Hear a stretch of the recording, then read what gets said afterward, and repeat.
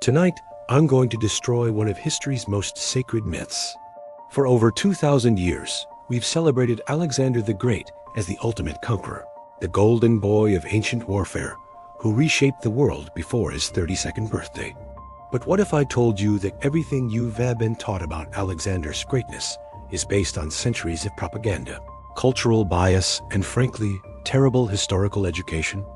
What if the man we call great was actually history's most overrated ruler, while the man we remember for getting stabbed 23 times was the true architect of Western civilization? Before we dive into this epic showdown, I need you to pick a side right now. Comment Alexander if you believe Alexander the Great deserves his legendary status, or Caesar if you think Julius Caesar was the superior leader. Let us see where you stand before I present evidence that will completely flip your understanding of these two titans of history. Because by the end of tonight's journey, you might find yourself questioning not just these leaders, but how we measure greatness itself. Here is what is going to shock you. Alexander was essentially a privileged prince who inherited the world's most advanced military machine and used it to beat up a dying empire. Caesar was a political nobody who built everything from scratch and created institutions that lasted 15 centuries. One left behind chaos and civil war. The other laid the foundation for Western civilization. Yet somehow, we call the first one great, while treating the second as a cautionary tale about ambition. Let's start with the most uncomfortable truth about Alexander's legendary rise to power. Alexander didn't build his success from nothing, he inherited it. His father, Philip II of Macedon, was the real revolutionary genius who transformed Macedonia from a backward mountain kingdom into the dominant military power in Greece. Philip created the legendary Macedonian phalanx, developed the sarissa, an 18-foot pike that gave his infantry unprecedented reach, and built the professional war machine that would become Alexander's instrument of conquest. More than just weapons and tactics, Philip trained the elite companion cavalry, the very unit Alexander would lead in his famous charges. He secured Macedonia's borders, unified Greece under Macedonian hegemony, and spent decades meticulously planning the invasion of Persia. The famous campaign that made Alexander a legend wasn't Alexander's vision, it was Philip's master plan, already in motion when Philip was assassinated. Alexander didn't walk into a void and create an empire through pure genius. He stepped onto a stage that had been perfectly set, with the script largely written and the most advanced military technology of the ancient world already in his hands. He inherited a Ferrari and drove it down a highway his father had already built. Now let's look at Julius Caesar's starting point. Caesar was born into the Roman aristocracy, yes, but into a patrician family that had fallen on hard times. His early political career was fraught with danger. He faced exile, nearly lost his life to Sulla's purges, and had to claw his way up through the brutal world of Roman politics, where a single misstep could mean death. There was no inherited army waiting for him, no pre-planned conquest handed down from his father. Caesar had to build his reputation, forge his alliances, and create his military force from scratch, all while navigating a political system specifically designed to prevent any single man from accumulating too much power. His early military commands were hard-won, often in difficult and thankless territories, where failure meant political extinction. Unlike Alexander, who commanded through inherited prestige and the loyalty of his father's officers, Caesar had to earn every soldier's devotion. He shared their hardships, knew them by name, and proved his strategic brilliance in campaigns where victory was never guaranteed. This was a man who climbed every rung of the ladder himself, often with powerful enemies trying to destroy him at every step. The enemies they faced tell an even more revealing story about their respective achievements.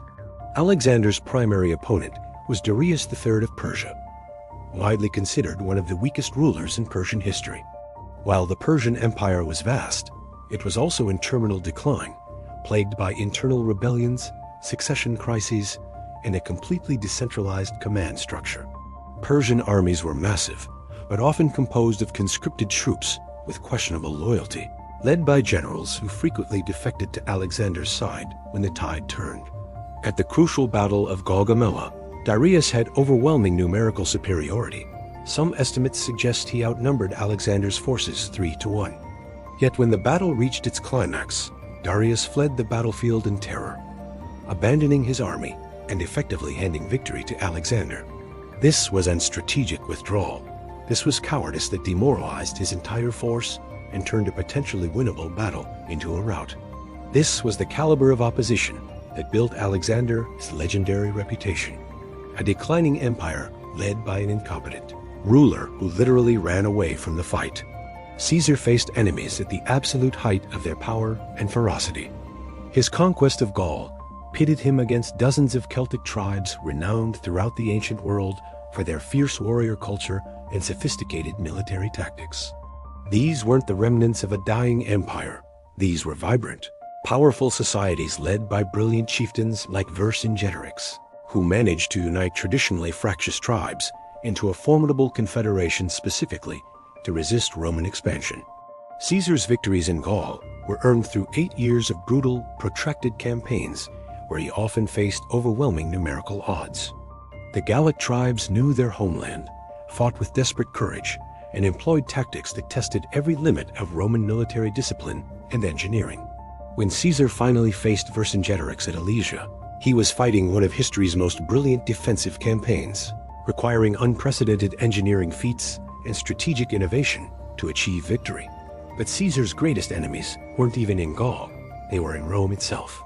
The Roman civil wars pitted him against the Republic's most experienced generals and battle-tested legions, led by Pompey the Great, a man who had conquered the East and commanded immense resources and political backing. This wasn't a walkover against a declining empire. It was a fight for the very soul of Rome, against forces that were every bit as capable and determined as his own. Let's talk numbers, because the raw statistics reveal just how distorted our understanding of these two leaders has become. Alexander conquered approximately 2.2 million square miles during his 13-year campaign. That sounds impressive, until you realize that his empire began disintegrating the moment he died. Within 20 years of Alexander's death, his vast conquests had fragmented into multiple competing kingdoms ruled by his former generals, who spent more time fighting each other than preserving Alexander's legacy. Caesar conquered roughly 640,000 square miles during his campaigns in Gaul, significantly less territory than Alexander. But here's the crucial difference.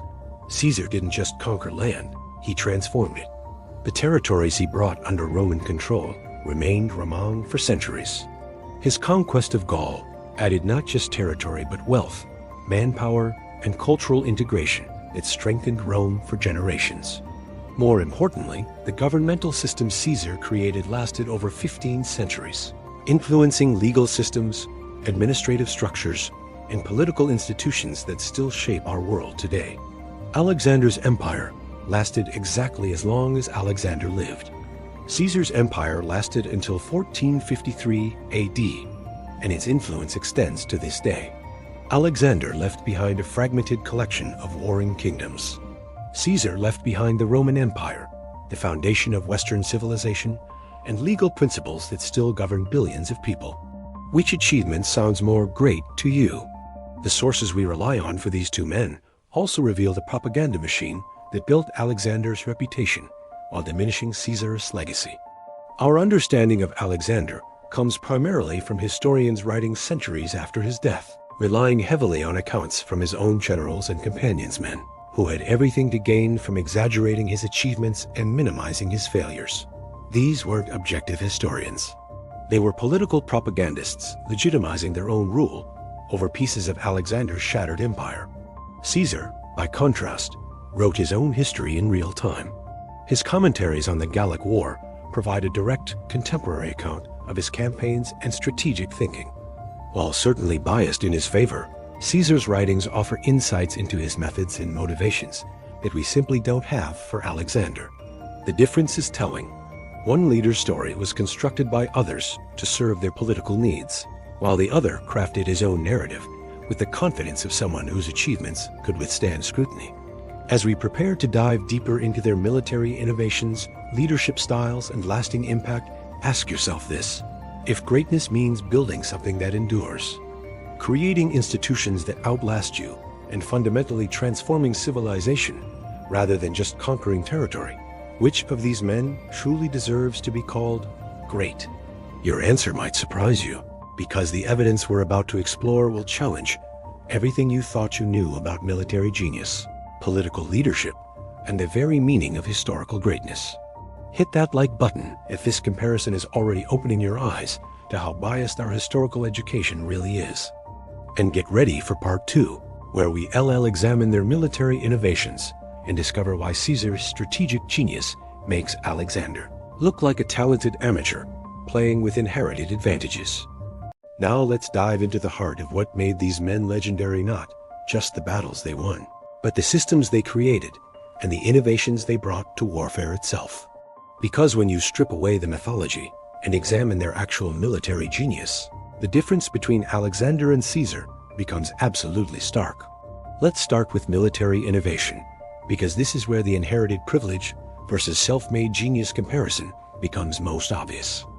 Alexander's tactics were undeniably effective, the famous hammer and anvil strategy, where his phalanx pinned enemies while his companion cavalry delivered crushing flank attacks.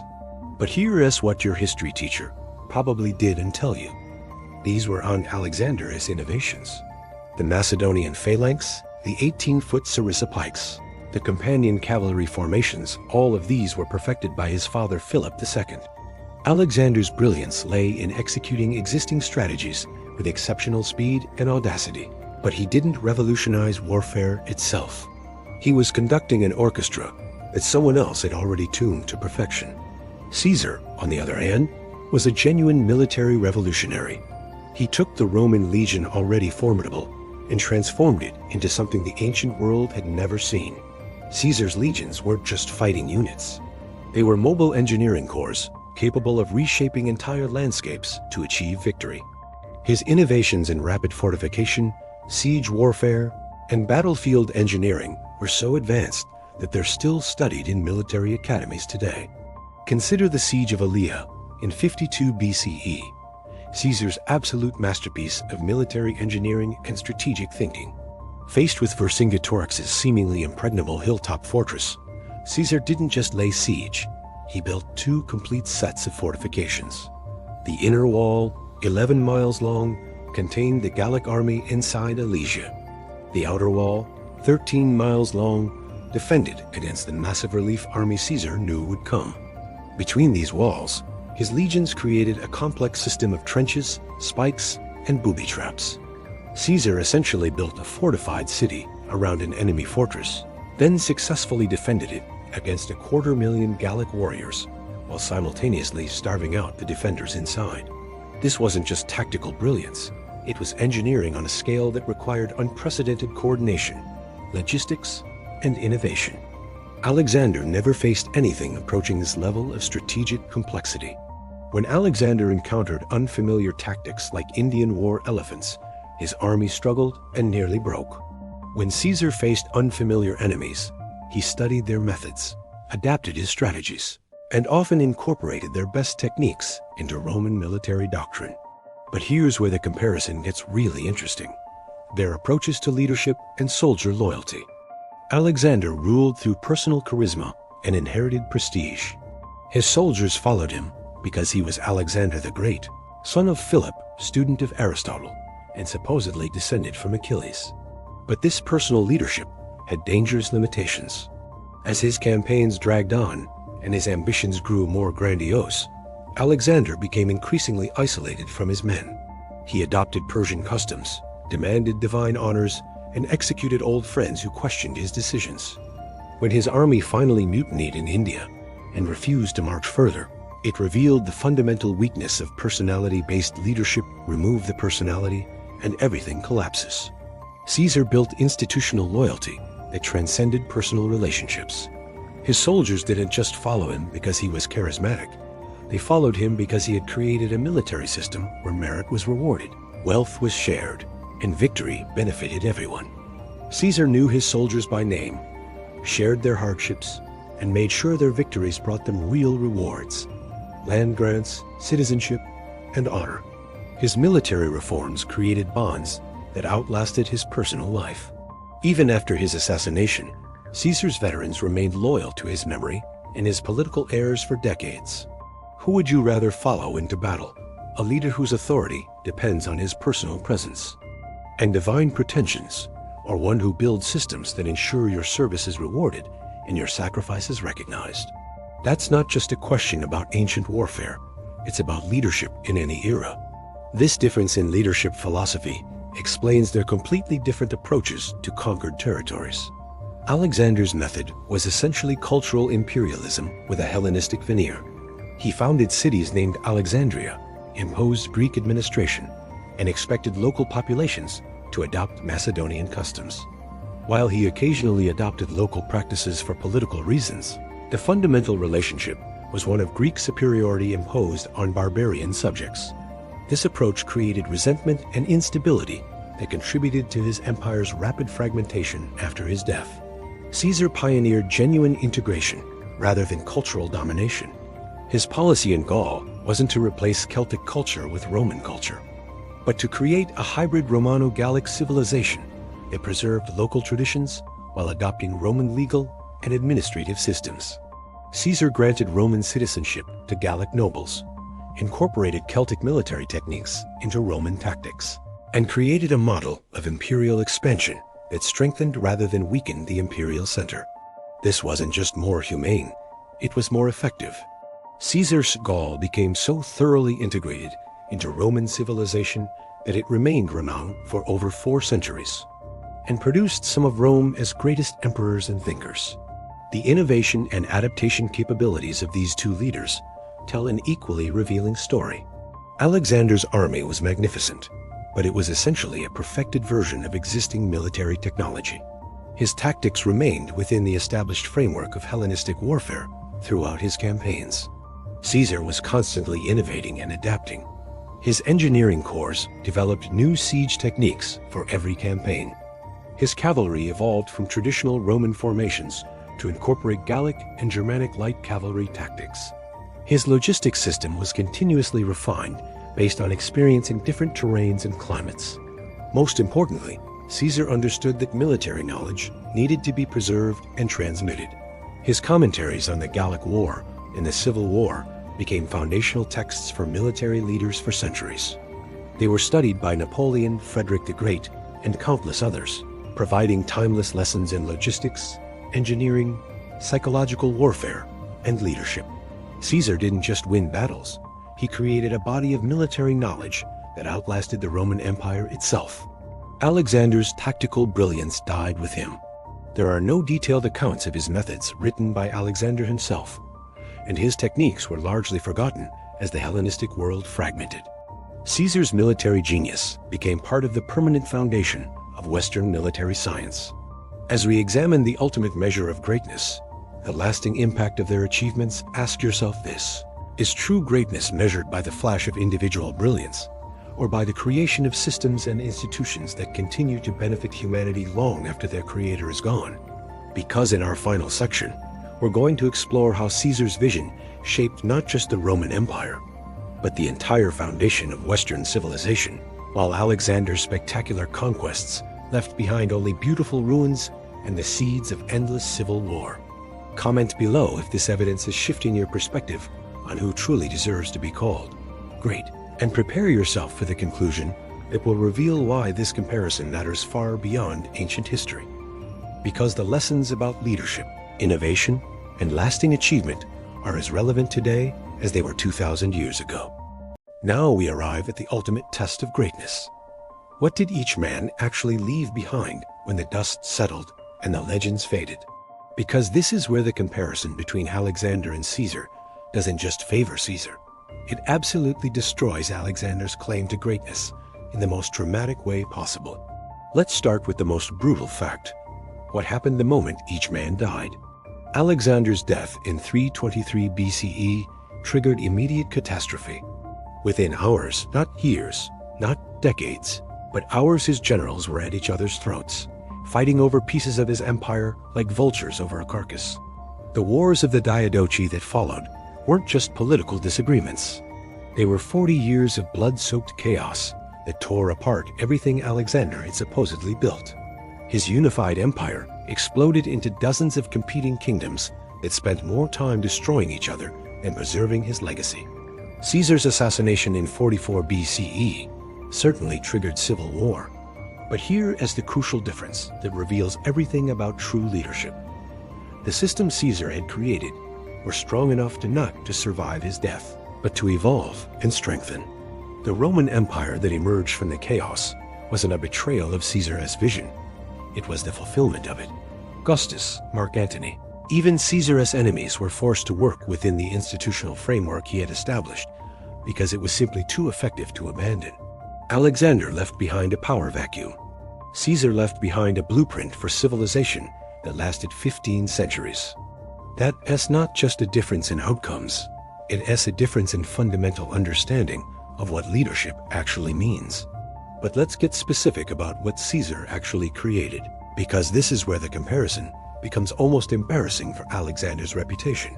Caesar didn't just conquer territory, he revolutionized how human beings organize themselves into complex societies. The Julian calendar he introduced in 46 BC, you're living by a version of it right now, over 2,000 years later. Every time you check the date, you're using Caesar's innovation. His legal reforms became the foundation of Roman law, which became the foundation of legal systems across Europe and the Americas.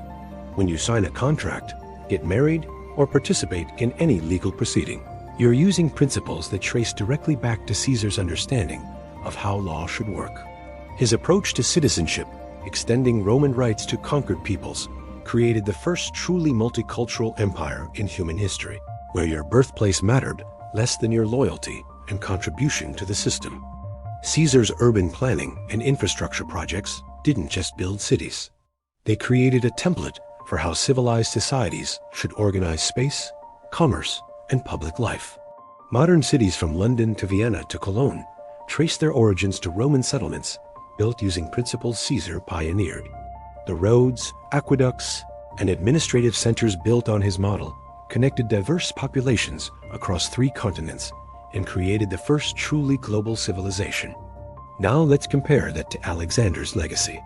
Yes, he founded cities, but most were little more than military garrisons with Greek names slapped on them. Yes, he spread Greek culture, but it was largely a superficial veneer imposed on conquered populations who resented foreign domination. When the political structure collapsed, which it did immediately, most of these cultural impositions disappeared with it.